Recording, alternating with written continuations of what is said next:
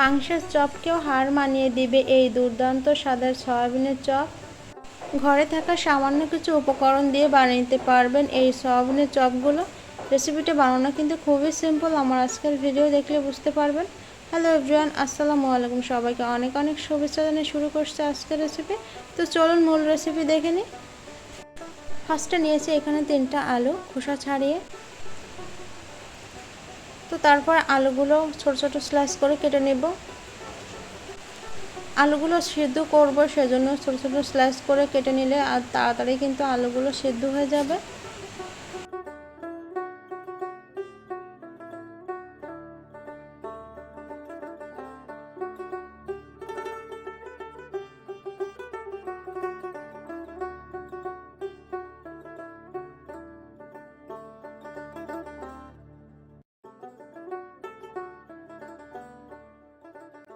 তো আলুগুলো স্লাইস কাটা হয়ে গেছে। এখন এই আলুগুলো আমি সিদ্ধ করে নিব। তার জন্য রাইস কুকারে আগে থেকে পানি বসিয়ে রাখছিলাম।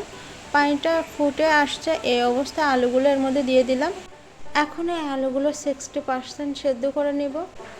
তো আলুগুলো কিন্তু 60% সেদ্ধ হয়ে গেছে। এখন এর মধ্যে দিয়ে দিব 100 গ্রাম সয়াবিন। সয়াবিনটা দেওয়ার পর ভালো করে নেড়ে চেড়ে এখন ঢেকে সেদ্ধ করে নিব। তো সয়াবিনগুলো কিন্তু সেদ্ধ হয়ে গেছে। এখন উপর থেকে সয়াবিনগুলো উঠিয়ে নিব।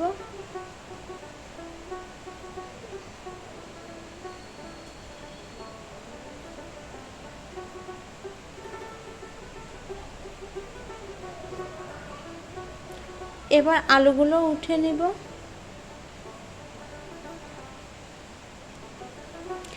তো আলুগুলো গরম থাকা অবস্থায় একটা হ্যান্ড উইক্স দিয়ে ভালো করে ম্যাশ করে নিব। ম্যাশ করা হয়ে গেছে, এটা একটা সাইডে রেখে দিচ্ছি। এখন এই সয়াবিনগুলো 2টা কাঁটা চামচ দিয়ে ছোট ছোট করে ছাড়িয়ে নিব। তার মানে ছোট ছোট মাংসের কিমার মতো করে ছাড়িয়ে নিতে হবে। তো আপনারা চাইলে এখানে ব্লেন্ডার করে নিতে পারেন। তো আমি এভাবে করে নিয়েছি, এটা একটা সাইডে রেখে দিচ্ছি। এখন চুলায় একটা প্যান বসিয়ে তার মধ্যে দিয়ে দিলাম 2 টেবিল চামচ সয়াবিন তেল, দিয়ে দিলাম কাঁচা জিরা সামান্য। এখন দিয়ে দিচ্ছি বড় সাইজের 2টা পেঁয়াজ কুচি। পেঁয়াজটা দেওয়ার পরে হালকা নেড়েচেড়ে একটু ভেজে নিব। তারপর এর মধ্যে দিয়ে দিচ্ছি আদা রসুন কুচি 2 টেবিল চামচ। আদা আর রসুনের গন্ধটা চলে আসা পর্যন্ত একটু নেড়েচেড়ে নিব। তারপর দিয়ে দিচ্ছি 2টা কাঁচামরিচ কুচি।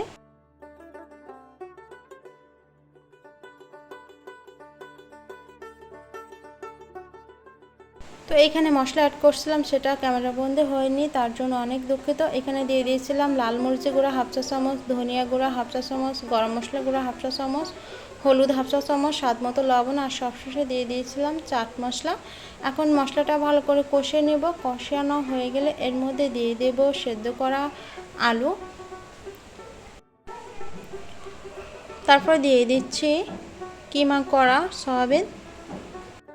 এখন মশলার সাথে ভালো করে মিশিয়ে এটা রান্না করে নেব 5 থেকে 6 মিনিট মতো। 5-6 মিনিট পরে দেখবেন এর কালারটা ঠিক এমন হয়ে আসছে, তখন বুঝে নেবেন এটা একদম পারফেক্টভাবে রান্না করা হয়ে গেছে। এখন চুলা থেকে নামিয়ে নিব। তো তারপরে একটা পাতলা ব্যাটার বানিয়ে নিব। তার জন্য এখানে দিয়ে দিচ্ছি 3 টেবিল চামচ ময়দা। তার সাথে দিয়ে দিচ্ছি সামান্য লাল মরিচের গুঁড়ো আর সামান্য চাট মশলা, স্বাদ মতো লবণ। এখন নর্মাল পানি দিয়ে একটা পাতলা ব্যাটার বানিয়ে নিতে হবে।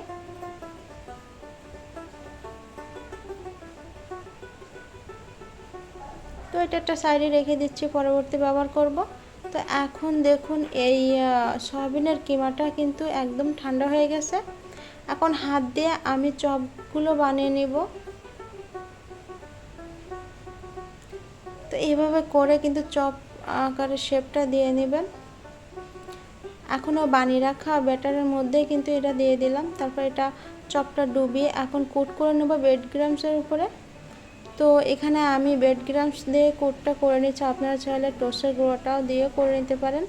তো এই কোটটা আমি ডাবল করে দিব, সেজন্য আবারও আমি ব্যাটারের মধ্যে দিয়ে দিলাম। এখন ডুবিয়ে আবারও কোটটা করে নিচ্ছি।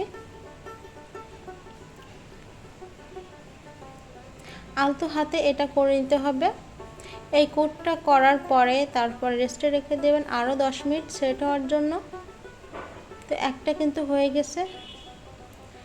সেম প্রসেসে বাকিগুলো আমি বানিয়ে নিয়েছি। তারপর রেস্টে রেখে দিয়েছিলাম 10 মিনিটের জন্য। এখন এগুলো তেলে ভেজে নিব। চুলা আগে থেকে প্যানে তেল বসিয়ে রাখছিলাম, তেলটা ভালো মতো গরম হয়ে আসছে। এখন এর মধ্যে দিয়ে দেব চপগুলো। তো এই চুলার আঁচটা এই পর্যায়ে কিন্তু মিডিয়াম রাখবেন। ভেতরে কিমাগুলো যেহেতু সিদ্ধ করা, সেহেতু এই চপগুলো ভাজতে বেশিক্ষণ লাগবে না। উপর থেকে একটু লাল লাল মতো হয়ে আসলে এই চপগুলো কিন্তু হয়ে যাবে। তো এক পাশে এই চপগুলো হয়ে গেছে, আমি অপর পাশটা উল্টে দিলাম। দেখুন উপর থেকে এমন লাল লাল কালার চলে আসলেই কিন্তু এই চপগুলো হয়ে যাবে। তো এই চপগুলো ভাজতে 2 থেকে 3 মিনিট সময় লাগবে। তো চপগুলো এখন ভাজা হয়ে গেছে। আমি এখন তেল ঝরে চপগুলো উঠিয়ে নিচ্ছি। চপগুলো ভাজার পরে চুলার আঁচটা হাই হিটে করে দিবেন, তাহলে চপের ভিতরে যে এক্সট্রা তেল থাকে সেটা বের হয়ে যাবে। এখন এই চপগুলো রেখে দিচ্ছি টিস্যু পেপারের উপরে। তো তৈরি হয়ে গেল সয়াবিনের দুর্দান্ত স্বাদের চপ। এটা উপর থেকে খুবই ক্রিস্পি হয় আর ভেতরে নরম। একটা চপ ভেঙে আপনাদের দেখিয়ে দিচ্ছি ভেতরটা ঠিক কেমন হয়েছে। বাসায় একবার হলো এই রেসিপিটা ট্রাই করবেন। আজকের মতো এখানেই বিদায় নিচ্ছি। সবাই ভালো থাকবেন, সুস্থ থাকবেন। আল্লাহ হাফেজ।